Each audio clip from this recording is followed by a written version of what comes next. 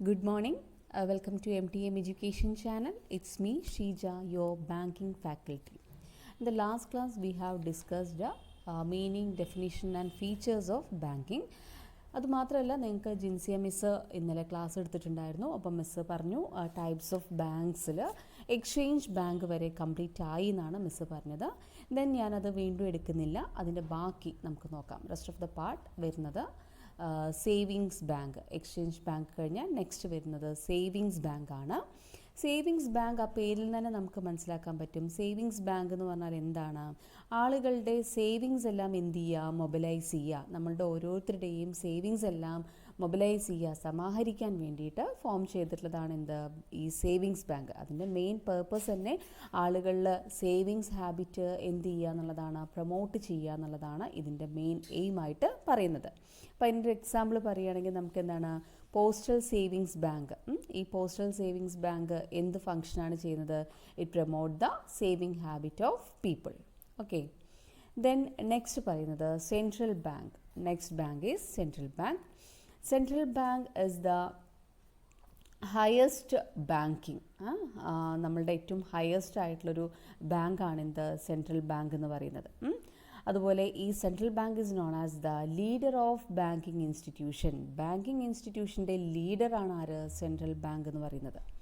അതുപോലെ തന്നെ ഇതിൻ്റെ മെയിൻ ഫങ്ഷൻ എന്ന് പറയുന്നത് എന്താണ്? നമ്മളുടെ മോണിറ്ററി ആൻഡ് ക്രെഡിറ്റ് സിസ്റ്റം എന്ത് ചെയ്യുക? കൺട്രോൾ ചെയ്യുക, അതുപോലെ അത് സൂപ്പർവൈസ് ചെയ്യുക. ഇത് രണ്ടും ചെയ്യുന്നത് ആരാണ്? നമ്മളുടെ സെൻട്രൽ ബാങ്കാണ്. ഏതാണ്? ഡു യു നോ ഏതാണ് നമ്മളുടെ സെൻട്രൽ ബാങ്ക് എന്ന് നിങ്ങൾക്ക് അറിയോ? ഏതാണ്? RBI, reserve bank of India ആണ് നമ്മുടെ central bank. Then next one പറയുന്നത് വേൾഡ് ബാങ്ക്.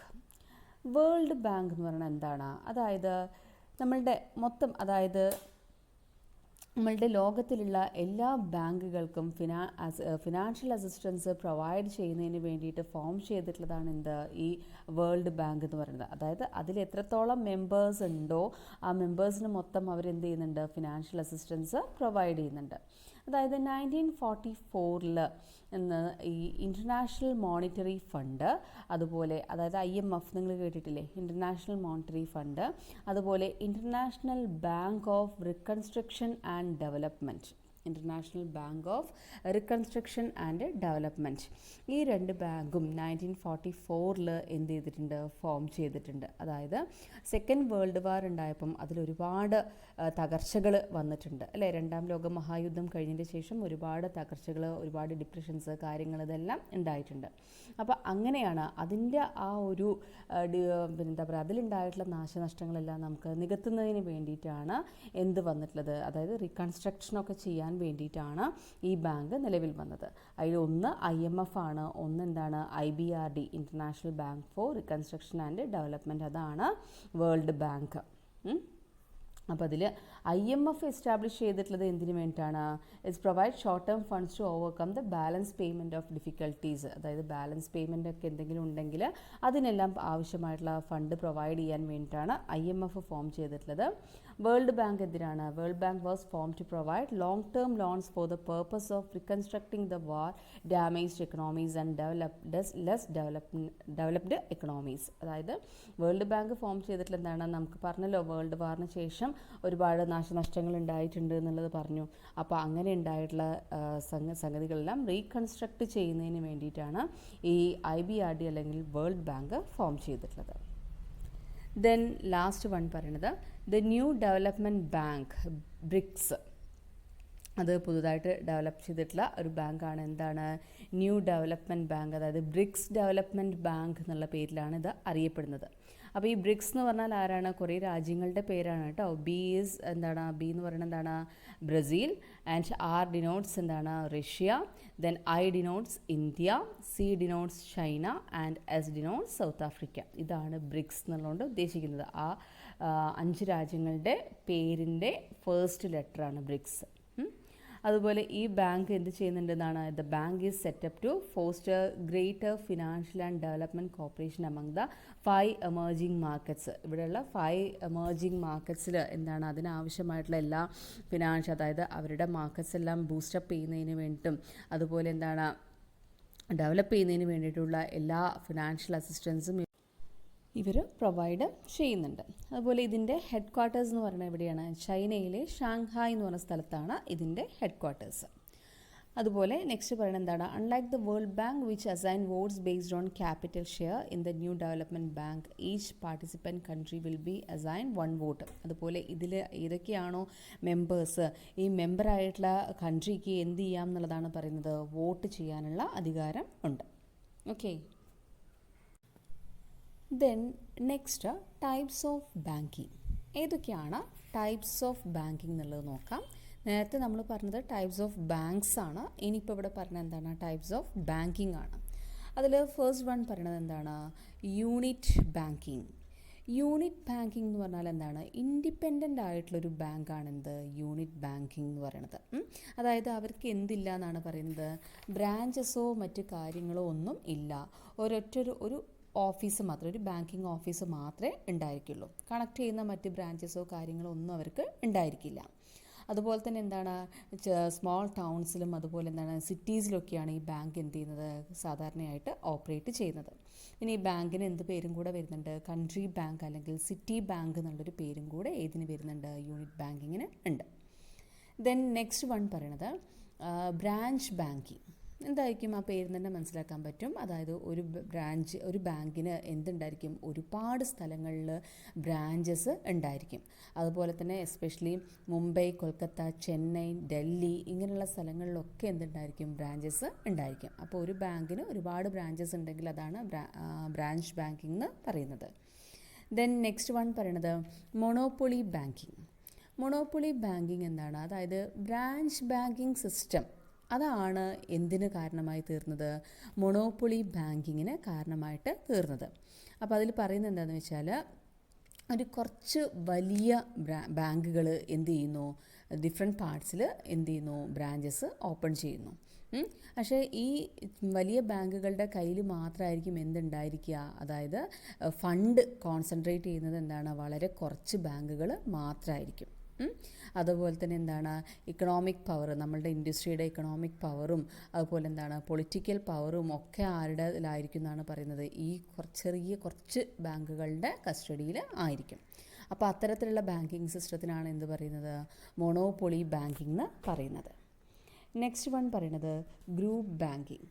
ഗ്രൂപ്പ് ബാങ്കിങ് എന്ന് പറഞ്ഞാൽ, അതായത് ഈ ഗ്രൂപ്പ് ബാങ്കിങ് നമുക്ക് പിന്നെ USA ബാങ്കിങ് സിസ്റ്റത്തിൻ്റെ ഭാഗമായിട്ട് വന്നതാണ്. അപ്പോൾ അതിനകത്ത് എന്താണ്? It's A type of multiple office banking consist of 2 or more banks under the control of holding company. അതായത് ഒരു ഹോൾഡിംഗ് കമ്പനി ഉണ്ടായിരിക്കും. ആ ഹോൾഡിംഗ് കമ്പനിയുടെ അണ്ടറിൽ കൺട്രോളിൽ എന്തുണ്ടായിരിക്കും? 2 or 3 ബാങ്കുകൾ വേറെ ഉണ്ടായിരിക്കും. അപ്പോൾ ഈ ഹോൾഡിംഗ് കമ്പനിയെ നമ്മൾ പറയുന്ന പേരാണ് പാരൻറ്റ് കമ്പനി എന്നാണ് പറയുക. And the banks under the parent company are called operating companies. അപ്പോൾ ഈ ഹോൾഡിംഗ് കമ്പനിയുടെ അണ്ടറിലുള്ള മറ്റുള്ള കമ്പനികൾ അറിയപ്പെടുന്ന പേരാണെന്ത്? Operating company. അപ്പോൾ ഈ പാരൻറ്റ് കമ്പനിയാണ് എന്ത് ചെയ്യുന്നതെന്നാണ് പറയുന്നത്? ഈ ഓപ്പറേറ്റിംഗ് ബാങ്കുകളെ കൺട്രോൾ ചെയ്യുന്നതും മാനേജ് ചെയ്യുന്നതും ഒക്കെ ആരാണ്? പാരൻറ്റ് കമ്പനി ആയിരിക്കും. Okay. Then next chain banking. Chain banking എന്ന് പറയുന്നതും എന്തുതന്നെയാണ്? ഈ USA തന്നെയാണ് ഈ സിസ്റ്റം ഉള്ളത്. അപ്പോൾ ഇതിൽ പറയുന്നത് എന്താണെന്ന് വെച്ചാൽ, ഏകദേശം നമ്മുടെ ഗ്രൂപ്പ് ബാങ്കിങ് പോലെ, പക്ഷേ എന്നാലും എന്താ പറയുന്നത്? It is a banking system where the same individual or group of individual controls 2 or more banks, അല്ലേ? അതായത് സെയിം ആയിട്ടുള്ള ആളുകളോ അല്ലെങ്കിൽ ഗ്രൂപ്പായിട്ടുള്ള ഇൻഡിവിജ്വൽസോ എന്ത് ചെയ്യുന്നു എന്നാണ് പറയുന്നത്? 2 അല്ലെങ്കിൽ അതിൽ കൂടുതലോ ബാങ്കുകളെ എന്ത് ചെയ്യുന്നുണ്ട്? കൺട്രോൾ ചെയ്യുന്നുണ്ട്. സാധാരണയായിട്ട് സ്റ്റോക്ക് ഹോൾഡേഴ്സാണ് ഇത് ചെയ്യുന്നത്. ഈ സ്റ്റോക്ക് ഹോൾഡേഴ്സിന് എന്ത് ചെയ്യാം എന്നാണ് പറയുന്നത്? Stock holders directly or through there nominees exercise control of competing banks. Stock holders direct ആയിട്ടോ അല്ലെങ്കിൽ അവരുടെ നോമിനിയെ കൊണ്ടോ എന്ത് ചെയ്യുന്നു? ഈ കോമ്പറ്റിംഗ് ബാങ്കുകളെ എന്ത് ചെയ്യുന്നുണ്ട്? കൺട്രോൾ ചെയ്യുന്നുണ്ട്. അതുപോലെ the chain system possesses almost the same advantages and disadvantages as that of group banking, അല്ലേ? ഗ്രൂപ്പ് ബാങ്കിങ്ങിൻ്റെ സെയിം അഡ്വാൻറ്റേജും അതുപോലെ ഡിസഡ്വാൻറ്റേജും ഒക്കെ തന്നെയാണ് ഏതിനും ഉള്ളത്? ചെയിൻ ബാങ്കിങ്ങിനും ഉള്ളത്. ദെൻ നെക്സ്റ്റ് വൺ പറയണത് മിക്സഡ് ബാങ്കിങ്. മിക്സഡ് ബാങ്കിങ് എന്ന് പറഞ്ഞാൽ തന്നെ എന്താണ്? ഈ ബാങ്കിങ് സിസ്റ്റം എന്ന് പറയുന്നത് കൊമേഴ്സ്യൽ ബാങ്കിൻ്റെയും അതുപോലെ ഇൻഡസ്ട്രിയൽ ബാങ്കിൻ്റെയും മിക്സാണ് മിക്സഡ് ബാങ്കിങ് എന്ന് പറയുന്നത്. രണ്ടും കൂടെ ചേർന്നതാണ് എന്ത്? മിക്സഡ് ബാങ്കിങ് എന്ന് പറയുന്നത്. ഇപ്പോൾ ജർമ്മനി, ജപ്പാൻ ഇങ്ങനെയുള്ള രാജ്യങ്ങളിലാണ് ഈ ഒരു ബാങ്കിങ് സിസ്റ്റം സാധാരണയായിട്ട് നമ്മൾ കണ്ടുവരുന്നത്. അപ്പോൾ ഇതിൽ പറയുന്നത് എന്താണെന്ന് വെച്ചാൽ, നമ്മളിപ്പം പറഞ്ഞു ഇതെന്ത് ചെയ്യുന്നുണ്ടെന്ന് പറഞ്ഞു. അതായത് ഈ ഒരു തന്നെ എന്താ പറയുക, ഈ ഒരു സിസ്റ്റത്തിൽ രണ്ട് ബാങ്കുകളെ എന്ത് ചെയ്യുന്നത് മിക്സ് ആണെന്ന് പറഞ്ഞു, കൊമേഴ്സ്യൽ ബാങ്ക് ആൻഡ് ഇൻഡസ്ട്രിയൽ ബാങ്കിൻ്റെ. അപ്പോൾ ഇവർ ചെയ്യുന്ന പ്രധാനപ്പെട്ട ഒരു ഫംഗ്ഷൻ എന്ന് പറഞ്ഞാൽ എന്താണ്, ഇൻഡസ്ട്രീസിന് ആവശ്യമായിട്ടുള്ള അവരുടെ ആവശ്യങ്ങൾ നിർവഹിക്കാൻ, അതായത് റോ മെറ്റീരിയൽസ് എല്ലാം പർച്ചേസ് ചെയ്യാനും വേജസ് കൊടുക്കാനും അങ്ങനെയുള്ള എല്ലാ പിന്നെ പ്ലാന്റ് ആൻഡ് മെഷീനറി ഇതെല്ലാം പർച്ചേസ് ചെയ്യാനുള്ള ലോങ് ടേം ഫിനാൻസും എല്ലാം ആര് പ്രൊവൈഡ് ചെയ്യുന്നുണ്ട്, ഈ ഒരു ബാങ്കിങ് സിസ്റ്റം പ്രൊവൈഡ് ചെയ്യുന്നുണ്ട്. അപ്പോൾ പിന്നെ ഇൻഡസ്ട്രിയൽ പർപ്പസിന് ആവശ്യമായിട്ടുള്ളതും അതുപോലെ എന്താണ് കൊമേഴ്സ്യൽ പർപ്പസിന് ആവശ്യമായിട്ടുള്ള എല്ലാ ആവശ്യങ്ങൾക്കുള്ള short term and long term finance ആര് പ്രൊവൈഡ് ചെയ്യുന്നുണ്ട്, ഈ ഒരു സിസ്റ്റം പ്രൊവൈഡ് ചെയ്യുന്നുണ്ട്. അതുപോലെ mixed banking guide and advise the industrial unit on covering their financial needs by selling of shares, stock and debentures. അതായത് ഈ മറ്റുള്ള ഓരോ ഇൻഡസ്ട്രിയൽ യൂണിറ്റ്സിൻ്റെയും ഫിനാൻഷ്യൽ നീഡ്സ് എന്ത് ചെയ്യുന്നുണ്ട്, കവർ ചെയ്യുന്നുണ്ട്. എങ്ങനെയെന്നാണ് പറയുന്നത്, അവരുടെ ഷെയർസും സ്റ്റോക്സും ഡിബഞ്ചേഴ്സും എല്ലാം സെയിൽ ചെയ്തിട്ട് അവർക്ക് ആവശ്യമായിട്ടുള്ള ഫിനാൻഷ്യൽ അസിസ്റ്റൻസ് കൊടുക്കുന്നുണ്ട് ആര്, മിക്സഡ് ബാങ്കിങ് സിസ്റ്റത്തിൽ. ഓക്കെ. ദെൻ നെക്സ്റ്റ് വൺ പറയുന്നത് കറസ്പോണ്ടൻറ്റ് ബാങ്കിങ് ആണ്. കറസ്പോണ്ടൻറ്റ് ബാങ്കിങ് എന്ന് പറഞ്ഞാൽ എന്താണ്, ഒരു ബാങ്ക് എന്ത് ചെയ്യാണ്, ആ മറ്റൊരു ബാങ്കിൻ്റെ ഡെപ്പോസിറ്റ്സും കാര്യങ്ങളും എന്ത് ചെയ്യണം, ആക്സെപ്റ്റ് ചെയ്തിട്ട്, അതായത് മറ്റുള്ള ബാങ്കിൻ്റെ ഫണ്ടൊക്കെ എവിടെ ഉണ്ടാവും, ഈ ഒരു ബാങ്കിലുണ്ടാവും. എന്നിട്ട് ഈ ബാങ്ക് എന്ത് ചെയ്യാണ്, ആ മറ്റേ ബാങ്കിന് പകരമായിട്ട് ഡെപ്പോസിറ്റ് ആക്സെപ്റ്റ് ചെയ്യുന്നതും അതുപോലെ തന്നെ പേയ്മെൻ്റ് എല്ലാം നടത്തുന്നതും അതുപോലെ മറ്റുള്ള ബാങ്കിങ് ട്രാൻസാക്ഷൻ, ഫിനാൻഷ്യൽ ട്രാൻസാക്ഷൻസ് എല്ലാം മറ്റുള്ള ബാങ്കിന് പകരം ചെയ്യുന്നത് ആരായിരിക്കും, ഈ ബാങ്ക് ആയിരിക്കും. അപ്പോൾ അവർ തമ്മിൽ എന്തുണ്ടായിരിക്കും, ഒരു മ്യൂച്വൽ എഗ്രിമെൻ്റ് ഉണ്ടായിരിക്കും. അതായത് ഇപ്പം ഞാൻ പറയുകയാണ്, ഞാൻ ഇപ്പോൾ ഒരു ബാങ്കാണെന്ന് വിചാരിക്കുക, ഞാൻ എന്ത് ചെയ്യാണ്, എൻ്റെ ഡെപ്പോസിറ്റും അതുപോലെ മറ്റുള്ള കാര്യങ്ങളൊക്കെ എന്ത് ചെയ്യുന്നു, ഒരു ബാങ്കിനെ ഏൽപ്പിക്കുന്നു.